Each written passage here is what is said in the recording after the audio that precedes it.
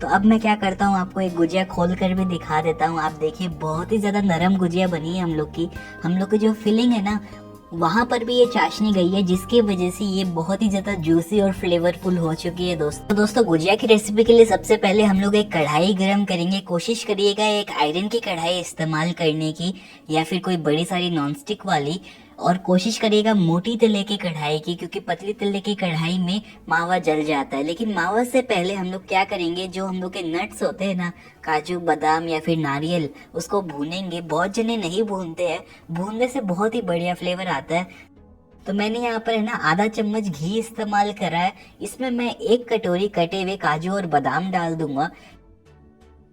ये लगभग 6 बड़े चम्मच के आसपास है। इसको हम लोग इसमें डाल देंगे। उसी के साथ में मैंने यहाँ पर है ना 1 कटोरी ही नारियल लिया है। ये है ना सूखा नारियल है या फिर डेसिकेटेड कोकोनट है। ये आपको आसानी से बाजार में मिल जाएगा। इसको हम लोग दोनों को फ्राई करेंगे, मतलब रोस्ट करेंगे। मैंने हल्का सा ही घी इस्तेमाल करा है यहाँ पर। फ्लेम को आप लो या फिर मीडियम रखिए और इसको कंटिन्यू चलाते हुए कुक करिए या फिर रोस्ट करिए, जब तक जो नारियल है ना लाइट गोल्डन ना हो जाए। ध्यान रखिएगा दोस्तों, अगर आपकी कढ़ाई थोड़ी सी पतले तले की है तो नारियल बहुत ही जल्दी जल जाता है, तो उसका ध्यान रखिएगा। तो मैंने इसको कंटिन्यू चलाते हुए है ना लाइट गोल्डन कर लिया है। बहुत ही अच्छी खुशबू आ रही है इसमें से। तो मैं अब फटाफट जो नारियल और जो बादाम है और काजू है, तीनों को निकाल लेता हूँ एक पतीले में। इससे क्या होगा, ये ठंडी भी हो जाएंगे और बाद में मिक्सिंग के लिए भी तैयार हो जाएंगे। और मैंने गैस बंद कर कर रखी है, आप देख सकते हो कैसे। और सारा जो नारियल है उसको निकालने के बाद हम लोग इसमें क्या करेंगे, मावा भून लेंगे। अभी ये जो सीजन है ना, मतलब त्योहार वाली, इसमें अडल्ट्रेटेड बहुत मिलता है। तो कोशिश करिएगा कि एकदम है ना एक कलर का दिखने वाली या फिर एक पैकेट की मावा इस्तेमाल करिएगा, वो थोड़ी सी बेटर रहेगी। या फिर अगर आप घर में ही मावा बना लो तो उससे बढ़िया कुछ है ही नहीं। मैंने यहाँ पर है ना 200 ग्राम मावा को कढ़ाई में डाल दिया है। मैंने घस कर रखा था मावा को। उससे क्या होता है, शुरू शुरू में जो कुकिंग होती है ना वो करने में आसानी हो जाती है, वरना जो अगर एक लट हो तो बहुत मुश्किल हो जाती है। अब फिर से हम लोग को मावा को भूनना है लो या फिर मीडियम फ्लेम पर, कंटिन्यू चलाते हुए, जब तक इसमें से जो भी एक्स्ट्रा मॉइस्चर है या फिर पानी है ना वो उड़ ना जाए। फिर से यहाँ पर आपको क्या कहूँगा दोस्तों, अगर आपका मावा हल्का सा भी जल जाता है ना तो फ्लेवर बहुत ही अजीब हो जाएगा। तो कोशिश करिएगा मोटी तले की कढ़ाई इस्तेमाल करने की, या फिर आप इसको कंटिन्यू चलाइएगा।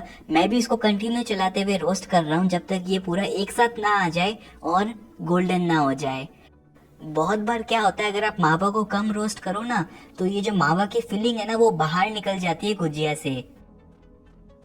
फिर आपका तेल खराब हो जाता है और बाकी सारी गुजिया में भी वो मसाला चिपक जाता है, तो थोड़ा सा अजीब हो जाता है। तो इसलिए आपको बताऊंगा कि मावा को अच्छी तरह रोस्ट करिएगा। जब वो एक साथ ऐसे आ जाता है तब आप इसको निकाल लीजिएगा एक प्लेट में या फिर वही बोल में। मैं इसको प्लेट में निकाल कर फैला रहा हूँ अपने हाथों से, ताकि ये फटाफट ठंडा हो जाए। ठंडा होने के बाद हम लोग इसका बाकी का प्रोसेस करेंगे। तो जब तक हम लोग का मावा ठंडा हो रहा है, मैंने यहाँ पर एक परात ले ली है, क्योंकि अभी हम लोग है ना गुजिया के लिए आटा लगाएंगे। मैंने यहाँ पर है ना 250 ग्राम मैदा इस्तेमाल करा है। इसी के साथ में मैं इसमें 1 चुटकी नमक डाल दूंगा। अगर आप गुजिया का प्रसाद लगाने की सोच रहे हो तो नमक मत डालिएगा, लेकिन अगर आप वैसे ही खाने के लिए सोच रहे हो तो आप नमक 1 चुटकी डाल लीजिएगा। 1 चुटकी नमक से बहुत ही अच्छा फ्लेवर आता है चीनी का भी। उसी के साथ में मैंने यहाँ पर है ना इलायची का पाउडर डाला है। ये मेरा घर में ही बनाया हुआ इलायची का पाउडर है दोस्तों। 1 चुटकी मैंने इसमें डाल दिया। अब मैं इसमें क्या करूँगा, अच्छी तरह मिक्स कर दूंगा सभी को। उसके बाद मैं इसमें एक बीच में कुआ बना लूंगा। कुआ के अंदर हम लोग डाल देंगे घी। अगर आपको सॉफ्ट गुजिया बनानी है तो घी ही इस्तेमाल करना पड़ेगा दोस्तों। तेल से है ना बहुत ही ज़्यादा क्रिस्पी गुजिया बन जाती है, और घी की क्वांटिटी भी बहुत हाई होगी दोस्तों गुजिया के लिए, अगर आपको सॉफ्ट बनानी है। शुरू में मैं इसमें 3 बड़े चम्मच घी डाल रहा हूँ और फिर हम लोग इसको अच्छी तरह मिक्स करेंगे। 3 बड़े चम्मच शुरू में घी होता है लगभग 50 ग्राम के आसपास। मैंने यहाँ पर मोइन करना स्टार्ट कर दिया, मतलब जो घी है मैं उसको रब कर रहा हूँ अपने मैदे के साथ। उसके बाद हम लोग इसकी टेस्टिंग करेंगे। आप देख सकते हो कैसे मैं इसको एक साथ ऐसे दबा कर टेस्ट कर रहा हूँ। ये क्या हो रहा है, एकदम है ना पाउडरी है, एक साथ नहीं जुड़ रहा है। तो घी की कमी है इसमें अभी दोस्तों। तो मैं इसमें अभी 2 चम्मच घी और डाल देता हूँ, जो होता है लगभग 25 और ग्राम। तो मैं जो रेशियो आपको बता रहा हूँ वो लगभग होता है 250 ग्राम मैदा में लगभग 75 ग्राम के आसपास घी हम लोग इसमें डालेंगे। उसके बाद आप देख सकते हो कैसे ये एक साथ आने लग गया है। जब मैं इसको एक बार ऐसे प्रेस करता हूँ तो वो शेप पकड़ कर रख रहा है। अगर आपको नॉर्मल गुजिया बनानी है तो इतना घी डालने की जरूरत नहीं है, लेकिन अगर आपको सॉफ्ट गुजिया बनानी है तो इतना घी तो डालना पड़ेगा दोस्तों, इससे ज्यादा भी आप डाल सकते हो। अब हम लोग क्या करेंगे, इसमें हल्का हल्का पानी डालेंगे और इसका एक नॉर्मल आटा बना लेंगे। बहुत बार हम लोग है ना कड़ा आटा बना लेते हैं, लेकिन फिर बाद में बहुत मुश्किल हो जाती है। तो मैं इसमें हल्का हल्का पानी डाल रहा हूँ और इसको गूंथ लूंगा जब तक इसका एक आटा ना बन जाए। ये आप देख सकते हो कैसे ये आटा बन चुका है एक तरीके से, लेकिन इसमें अभी भी बहुत सारा पाउडर है और क्रैक्स है। क्रैक्स तो रहेंगे दोस्तों, तो क्रैक्स को हटाने की कोशिश मत करिएगा, बस इसको एक साथ लाने की कोशिश कर लीजिए। तो मैं इसको 1-2 मिनट तक और ऐसे मथ लेता हूँ, उसके बाद मैं आपको इसकी कंसिस्टेंसी दिखाता हूँ। आप देखिए अभी कैसे ये एक साथ आ चुका है, बिल्कुल आटे जैसा लग रहा है, लेकिन इसमें बहुत सारे क्रैक्स है। ये कभी भी कोई नान या फिर भटूरे के आटे जैसा नहीं होगा दोस्तों। इसका टेक्सचर नॉर्मल वाला है, मतलब ना ज्यादा कड़ा है ना ज्यादा सॉफ्ट है, एकदम बढ़िया लग रहा है दोस्तों। अब मैं इसमें क्या कर देता हूँ, एक कपड़ा चढ़ा देता हूँ ऊपर से। ये है ना गीला कपड़ा है। अब इसको हम लोग 15 से 20 मिनट के लिए आराम करने के लिए रख देते हैं। जब तक ये आराम कर रहा है तब तक हम लोग है ना चाशनी बना लेते हैं हम लोग की गुजिया के लिए। चाशनी के वजह से ही हम लोग की जो गुजिया है ना वो सॉफ्ट होगी और अंदर तक है ना हम लोग की जो फिलिंग है वो भी सॉफ्ट होगी। उसके लिए मैंने यहाँ पर 300 ग्राम चीनी इस्तेमाल करी है। 300 ग्राम चीनी मैं जानता हूँ दोस्तों बहुत ज्यादा है, लेकिन वो क्यों है, क्योंकि हम लोग को गुजिया को इसके अंदर डिप करना है। अगर वो डिप नहीं करेंगे तो वो सॉफ्ट नहीं बनेगी और अंदर तक सिरप नहीं जाएगा। तो उसके लिए मैंने 300 ग्राम चीनी इस्तेमाल करी है, 250 ग्राम पानी इस्तेमाल करा है और फ्लेवर के लिए और कलर के लिए मैंने इसमें डाला है हल्का सा पिस्ता, हल्का सा केसर और एकदम थोड़ा सा इलायची का पाउडर। अब हम लोग इसको हाई फ्लेम पर पकाएंगे जब तक हम लोग की चीनी घुल ना जाए। जब वो घुल जाती है ना तब हम लोग इसकी टेस्टिंग करना स्टार्ट कर देंगे। अगर आपको सॉफ्ट गुजिया बनानी है और उसके अंदर भी सिरप डालना है तो आपको कोई भी तार नहीं निकालना है अपनी चाशनी में से, बस इसको चिपचिपा होने तक पकाना है। तो अभी हम लोग इसकी टेस्टिंग करते हैं दोस्तों। तो मैंने यहाँ पर क्या किया है, हल्की सी ये जो चाशनी है ना एक चम्मच में निकाल ली है। 5-10 सेकंड तक उसको ठंडा किया। गरम गरम कभी भी टेस्ट मत करिएगा। ठंडा करने के बाद आप दोनों उंगली के बीच में ऐसे लगाकर टेस्ट करिए दोस्तों। ये बिल्कुल चिपचिपी लगनी चाहिए। इसमें अभी और थोड़ी सी टाइम लगेगी, तो मैं अभी क्या करता हूँ इसको फिर से पकने देता हूँ।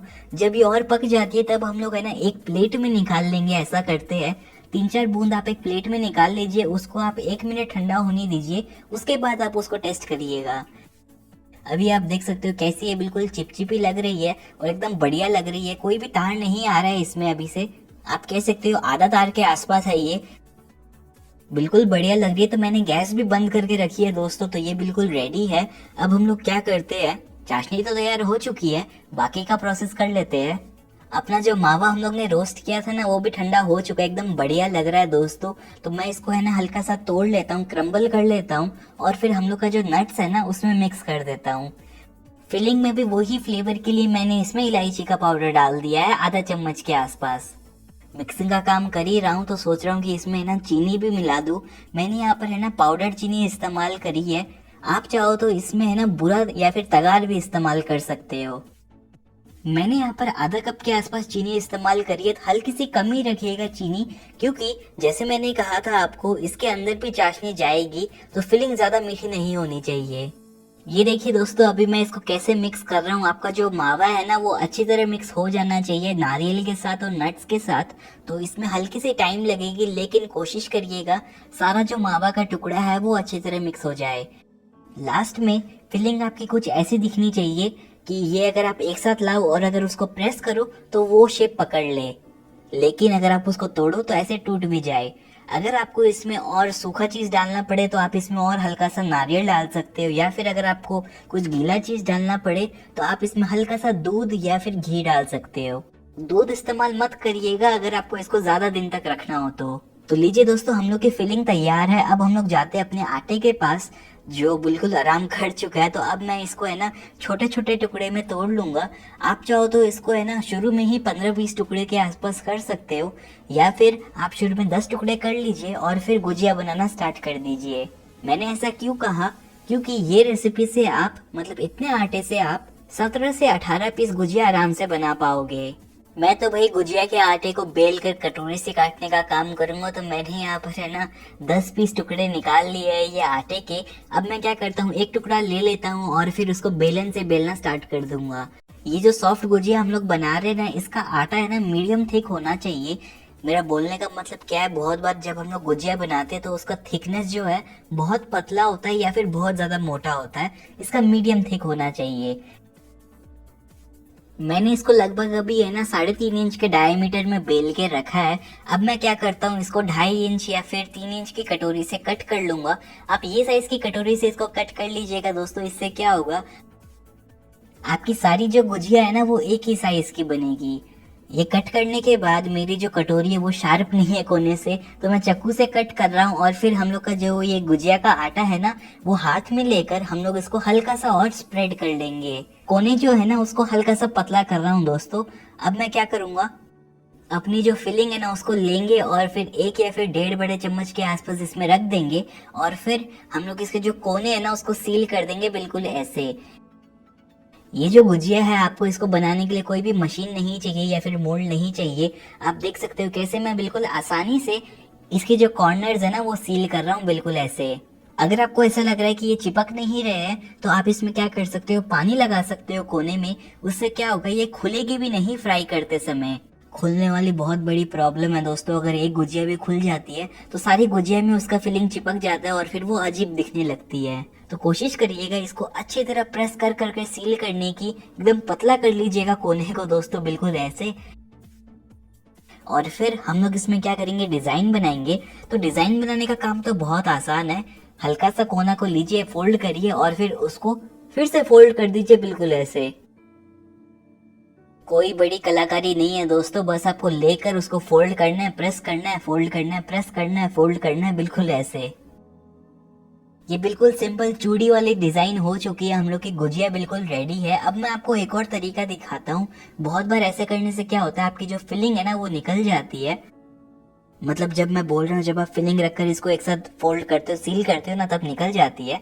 तो उसके लिए आप क्या करिए, बेलने के बाद आप 1 चम्मच फिलिंग रख लीजिए, 2 चम्मच फिलिंग रख लीजिए, पानी लगा लीजिए कोने में और फिर एक ही साथ में दोनों कोनों को पिंच कर दीजिए बिल्कुल ऐसे। और फिर बीच में भी पिंच कर दीजिए बिल्कुल ऐसे। इससे क्या होगा, आपकी जो फिलिंग है ना वो बाहर नहीं निकलेगी। अब बाकी का प्रोसेस तो सेम ही है। आपको बस इसमें डिजाइन बनानी है और फिर आपकी गुजिया रेडी हो जाएगी। तो लीजिए, मैंने, मेरी बहन ने और मम्मी ने, तीनों जने ने मिलके सारी गुजिया बना ली है। मैंने शेप का काम किया और मम्मी ने और दीदी ने है ना बेलने का काम किया। हम लोग की गुजिया रेडी हो चुकी है। अब आप इसको सेकेंगे, मतलब आप इसको फ्राई करेंगे। आप चाहो तो इसको बेक भी कर सकते हो, लेकिन बेक करने से बहुत बार सूखी रह जाती है गुजिया। तो फ्राई करने के लिए मैंने यहाँ पर है ना तेल गरम कर कर रखा है, लेकिन नाम के लिए ही गरम कर कर रखा है। फ्लेम को मैंने है ना मीडियम पे रखा है और तेल बिल्कुल ठंडा है अभी। वैसे अगर आप देखेंगे तो मैंने गुजिया को ढक के रखा था। वो क्यों रखा था, अगर आप खुला रखते हो ना तो ज्यादा सूख जाती है गुजिया। तो ये जो तेल है ये बिल्कुल है ना ल्यूक वार्म हुआ है, मतलब नुआया या फिर गुनगुना गर्म हो चुका है। तो मैं इसमें अब अपनी गुजिया डाल देता हूँ और फिर हम लोग इसको फ्राई करेंगे लो या फिर मीडियम फ्लेम पे, जब तक ये गोल्डन ना हो जाए। ये जो फ्राइंग का प्रोसेस है ना बहुत टाइम लेगा, लेकिन ध्यान से करिएगा और बिल्कुल ऐसे ही करिएगा। जल्दबाजी अगर आप करेंगे तो आपका जो आटा है ना वो कच्चा रह जाएगा। बहुत पेशेंस का काम है यार ये। जब ये लाइट गोल्डन होने लग जाती है तो आप है ना क्या कर सकते हो, आपका जो ये चाशनी है ना उसको फिर से गर्म कर सकते हो अगर वो ठंडी हो चुकी है तो। मतलब आपकी जो चाशनी है ना वो भी गुनगुनी गर्म होनी चाहिए जब आप इसमें गुजिया डिप करो। वो मैं क्यों कह रहा हूँ, अगर आपने मेरा गुलाब जामुन या फिर जलेबी का वीडियो देखा हो तो आपको पता होगा। तो ये लाइट गोल्डन होने लग चुकी है, तो मैं अब इसको निकाल कर अपनी चाशनी में डिप कर दूंगा। और अगर आपको सॉफ्ट गुजिया चाहिए तो आप आपकी गुजिया को कम से कम 3 से 4 मिनट के लिए डिप करिएगा, या फिर आप उसको 1 मिनट के लिए भी कर सकते हो। ये प्रोसेस बहुत इंपॉर्टेंट है कि आपको फटाफट निकाल कर तेल से गुजिया को सिरप के अंदर डिप करना। अगर आप ये फटाफट नहीं करते हो तो अंदर तक जो चाशनी है वो नहीं जाएगी। तो बिल्कुल ऐसे ही हम लोग सारी गुजिया का प्रोसेस कर लेंगे दोस्तों। मैंने शुरू की जो बैच है उसको निकाल ली है। अब जब आप दूसरी बैच डालोगे ना तो क्या होगा, आपकी गुजिया बाहर से तो पक जाएगी लेकिन अंदर से कच्ची रह जाएगी, क्योंकि तेल जो है बहुत ज़्यादा गर्म है।